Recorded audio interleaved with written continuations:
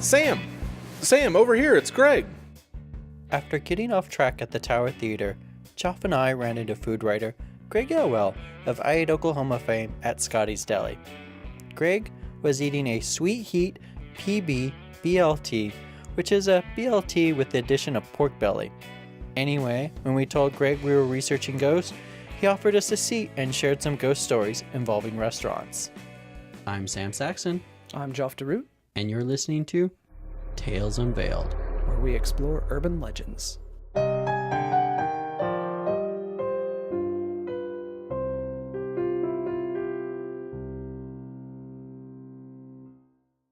This episode of Tales Unveiled is sponsored by Okie Comics. Okie Comics magazine is a quarterly anthology publication showcasing the talents of Oklahoma creators with stories featuring Oklahoma. Check them out at okiecomics.com.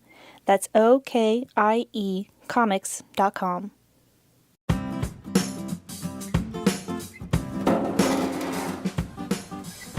Alright. Well, Greg, what do you have for us? That all depends. How do you guys feel about prostitutes? I can't speak of that in this state. Alright, I'm not asking if you guys want to go see a prostitute. I'm just saying, like, almost every restaurant ghost story in Oklahoma involves a closed brothel. So, if you guys are okay hearing about some prostitutes, boy, have we got some good stories for you. Yeah, I'm game for that. What a fascinating history we have. Indeed, for a very moral culture, we definitely have an amoral past. So in Medicine Park, there is the Old Plantation Restaurant that used to be a hotel and was haunted by, some say, a cadre of spirits. Medicine Park's very beautiful. I've been there hiking quite a few times in the Wichita. It's an old town, too. Well, a beautiful town. No wonder the dead want to stick around. There is supposed to be a young girl upstairs who's playing the piano. The ghost of one, not just a regular young girl wandering around. That'd be pretty weird. I mean, so's a ghost. You know what? Yeah. Never mind. The living would be weirder. There is a prostitute with brown hair who apparently lingers by the staircase, perhaps waiting to take a customer upstairs. And the ghost of swing musician Bob Wills. Who's Bob Wills? He's a swing musician from Oklahoma. But anyway.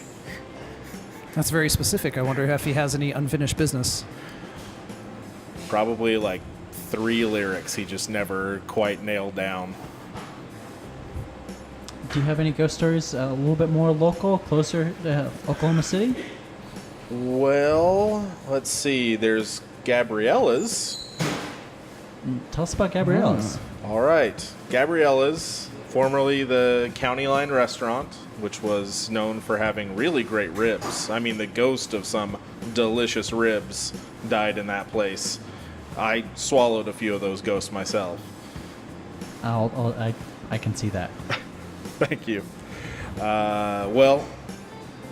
Like every other place, it used to be a brothel. Seriously, you cannot walk through this city without stumbling upon 17 places that were brothels. You might be sitting in a brothel right now.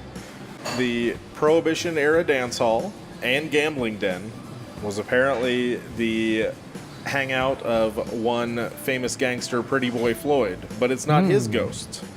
It is the ghost of a man killed by a jealous husband who was there to see his favorite prostitute. And now, they serve just a dynamite carbonara. What other stories have you heard about throughout the metro in general? Ooh. I actually don't have a lot in the metro.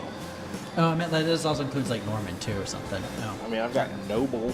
Okay. Yeah. No. Yeah. Okay. Sorry. Well, there was an old grocery store in Noble that's now a restaurant called Kendall's. I've heard of that one. They say there are technically 4 different ghosts. 4 ghosts? That's yes. quite a bit. Yeah. There is a ghostly girl wearing an old-timey dress out near the stables. It's what the dining room is now. There's Margaret, a woman in black, who you can usually find near the kitchen. And then there are Henry and Theodore, Hank and Ted, who manifest as poltergeists. And they are the ones who are usually blamed for most of the unexpected movement of items by both the staff and guests. What have you heard about Kendall, Geoff? I've heard of 3 of those 4, so I'm adding to my notes here. Yes, I've heard Hank is famous for holding the back door shut. So in the construction of the building, it's they've added on the next building next to it, something we've done here in Oklahoma in several places. So you'll pass out what once used to be the back door, go through a brick hallway, which used to be the alleyway, and then to the stables, which used to be the dining room, is today the dining room, as you said. And apparently Hank wants that back door closed, so as people come through, it'll stick and push on it from... I even talked to one of the busboys who said that it was, in fact, he thought someone was holding it from the other side because it would give just enough that before it pushed back. And he would yell and scream, and finally it would let go. Do you think he's trying to keep people in to eat the chicken fried steaks, or out so that he can have the chicken fried steaks? I think he just doesn't want the cold air in. Some kind of celestial memory. I've had their chicken fried steaks. They're pretty good. I've attempted their 3-steak challenge. I was defeated after halfway there. That's saying a lot for a paranormal investigator such as yourself. I'm more of a researcher than an investigator. There's a subtle difference. Greg, have you had any luck with their chicken fried steak challenge? Not yet, but very soon I will be taking that on. Do you have any more ghost stories for us while we're here? Well, the only other one I can think of is in Bartlesville, a place called Frank and Lola's. It's in the 1910 Buford & Sons building, and supposedly there's a female ghost dating back to, here's a shock, when it was a brothel. Stories say that Estelle, prostitute who was murdered, still haunts the building to this day. I mean, that's what I got. But seriously, just a bunch of dead prostitutes in this state. I think I've also kind of heard similar stuff about some of the places up in Guthrie as well. Yeah, so that Guthrie is very famous for its former red light district, which in fact the Bluebell Saloon is infamous on both the upstairs and basement, depending on the quality of the clientele. Well, while we're here, let's get something to eat. What do you recommend, Greg? Oh, boy. I mean, they make their own pastrami, which is delightful. If you get the New York size, it really is. It's like those pictures you see from Cat's Deli. They're enormous. But most recently, I've become enamored with the Sweet Heat PB BLT, which is pork belly, bacon, lettuce, and tomato with a spicy sambal mayo on sourdough bread. And good Lord, it is something to behold. All right, well, Jeff, how about we get one of those sandwiches, and I'll make some phone calls and see if we can't check out one of these haunted restaurants for us to investigate. Sound good? It's Geoff DeRoot. Okay. Thank you. But does the plan sound good to you? Yes, this should be some good new leads. All right, well, I'll get started. Thank you, Greg, for talking to us. Glad to help out.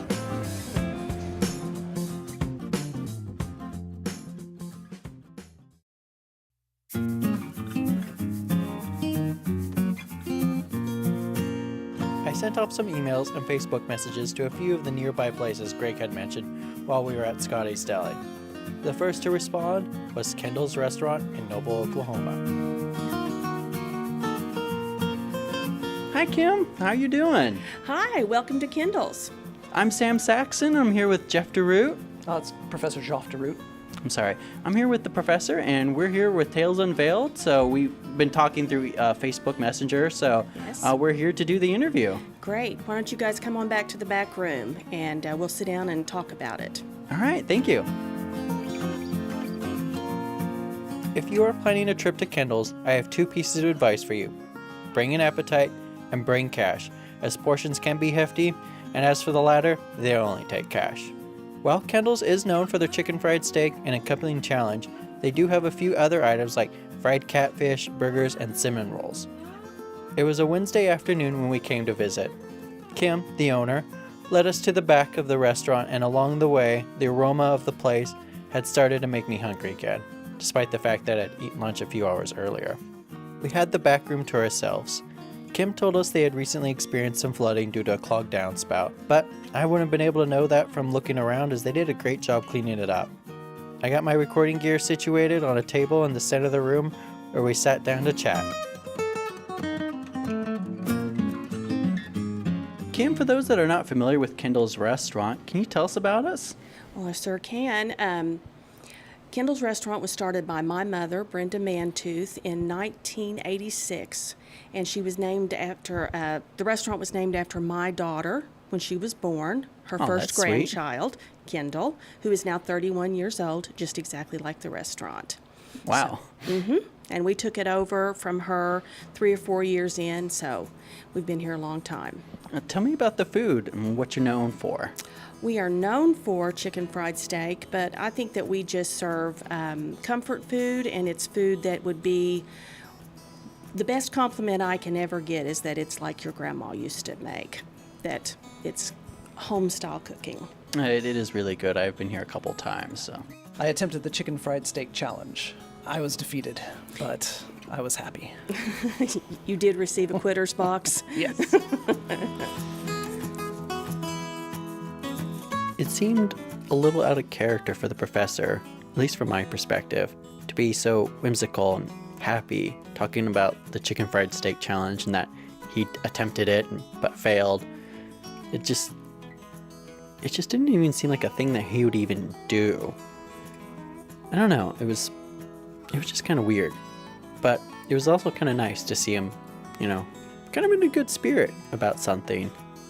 I don't know how long ago he did it, but it almost sounds like it was a lifetime ago for him.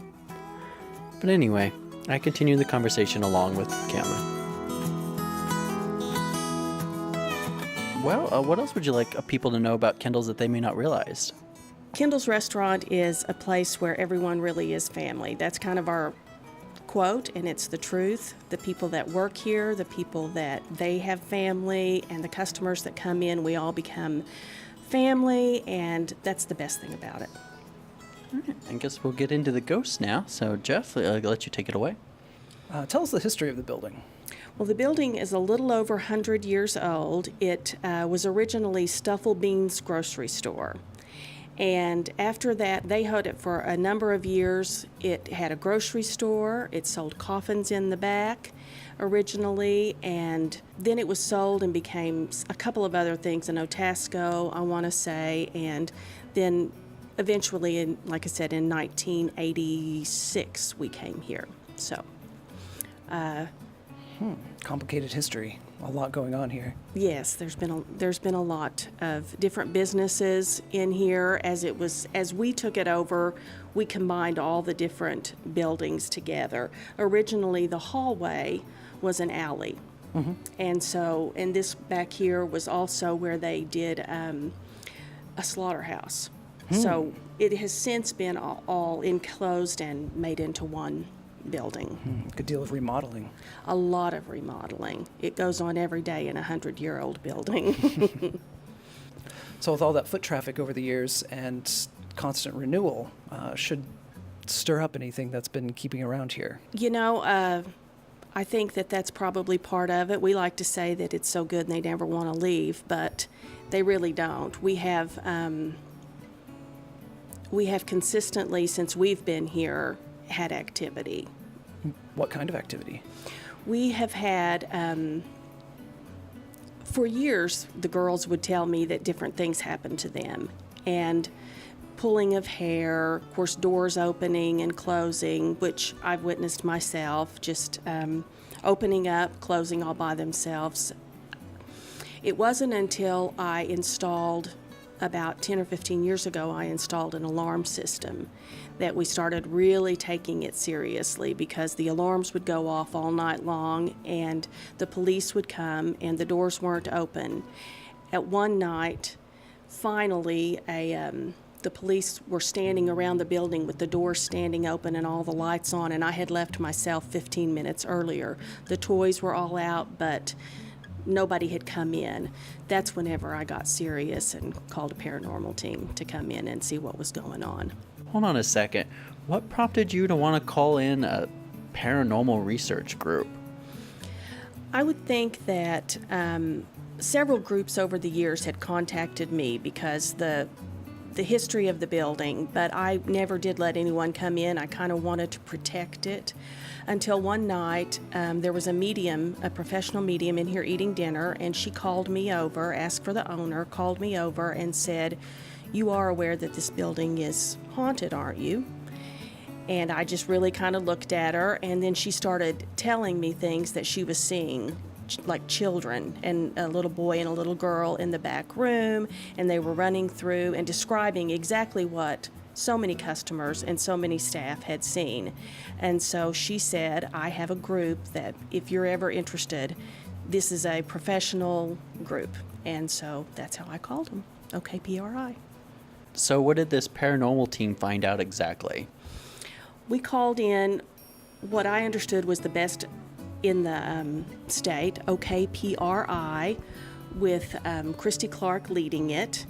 They came in and they set up, and if you want to, it's on their website, and there's a Kendall's investigation, and you can hear some of the evidence. When they came in the hallway, which is where we've had most of our activity, they set up one of the little meters that goes off whenever somebody walks by, but there was nobody in there. It went off so many times that they eventually had to just disconnect it because there's so much movement and activity there. So we knew that that was real. And then the toy room, the kid room, over the years, many kids that would play in our play area said that they saw a little boy or a little girl playing in there, and to the point that some parents wouldn't even let their kids play in that room. So we did set up in there, and we are never disappointed at any investigation in that room, with flashlights going off, toys being moved, you name it. It's pretty active back there. The professor paused for a moment and searched through his black leather notebook for something to ask Kim. I've done a bit of my own research on this, as I'm sure you've heard. Tell us about Henry and Margaret.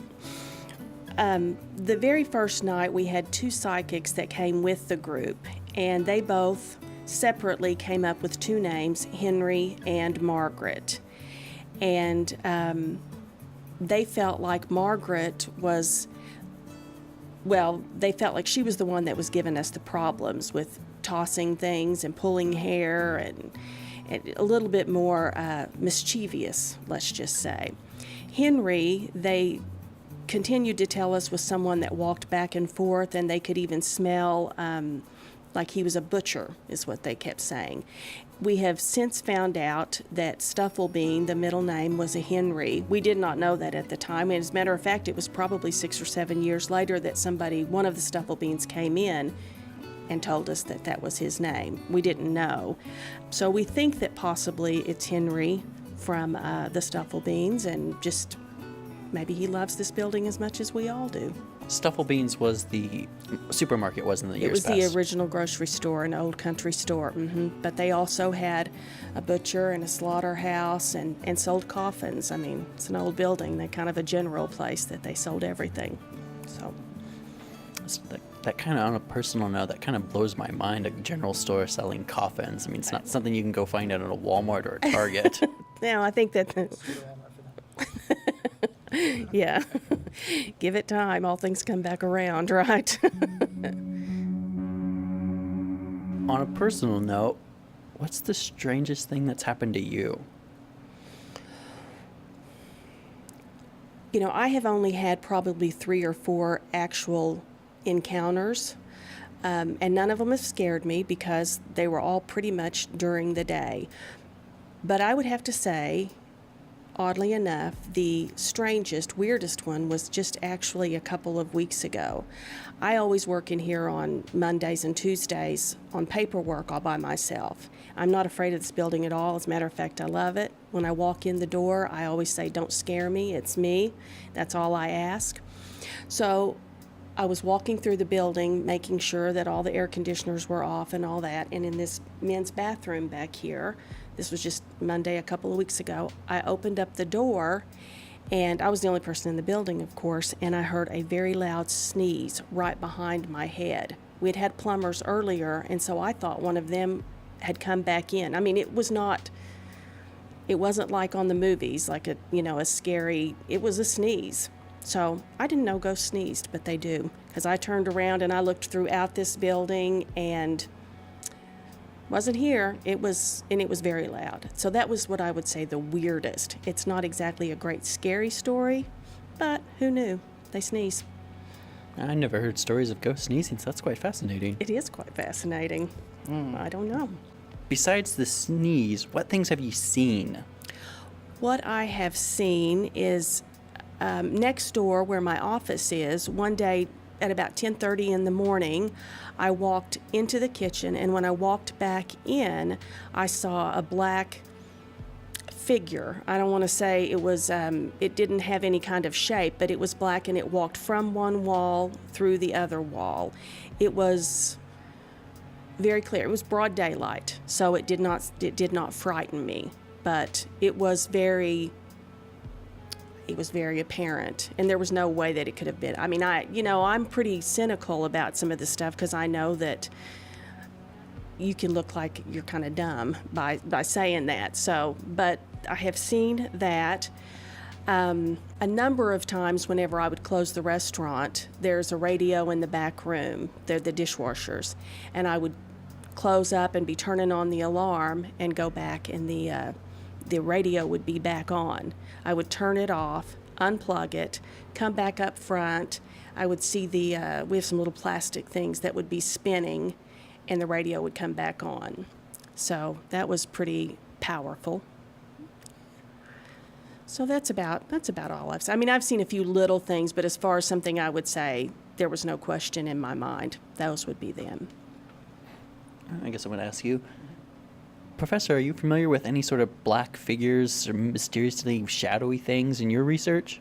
Oh, there are numerous cases of shadow figures. Just about anything that gets to a certain level, having these visual appearances usually tie in with sounds and particular poltergeist activity. So I would say that we've certainly got something going on here. Absolutely. Well, so much activity, maybe we could capture something. What do you mean? Well, you have equipment. Let's set up and do an investigation. Well, all right, guys. I'm going to go up front. I've got a restaurant to run, so you guys just stay back here. If you need anything, give me a call. Try not to get too scared, and I'll see you in a little bit. Thank you, Kim. You're welcome. We both wandered around the restaurant, checking out the various hot spots for ourselves. The first spot we decided to try was the children's area. While we waited, we both ordered dinner. Neither of us attempted the chicken fried steak challenge. While we were there eating, nothing happened. No toys were moved. It was quiet. We sat in a few different places throughout the building, and again, nothing. We returned to the back room where I had left my equipment, and that's when I decided to call it a day.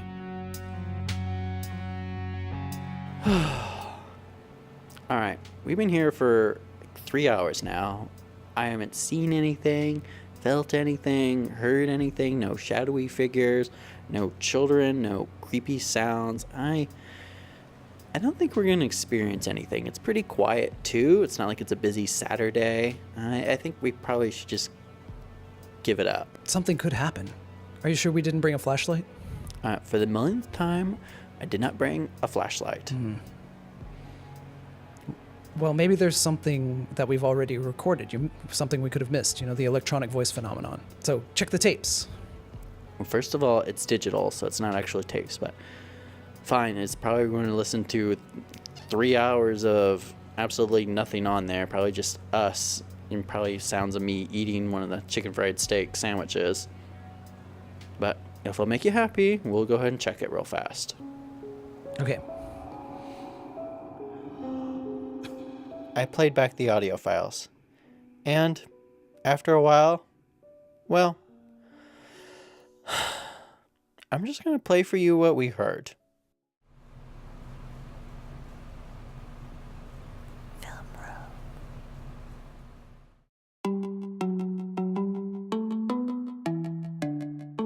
You heard that, right?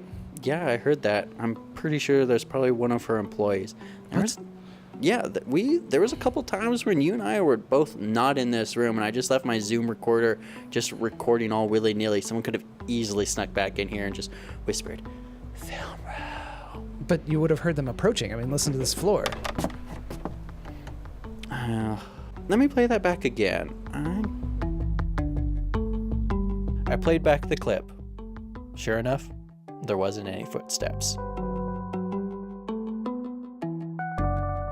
Okay, I will admit that is a bit peculiar, but if you've been working here for years, you could probably know which floorboards creak and which ones don't. But we're in Noble, Oklahoma. Why would someone say Film Row? I think something deeper is going on here. I think somebody's trying to reach out. Well, what's there in Film Row? Is there anything interesting and notable in Film Row? Oh, Film Row has 1,000 stories reaching back decades. I guess I'll reach out to some people and make some interviews happen, and we'll head down to Film Row.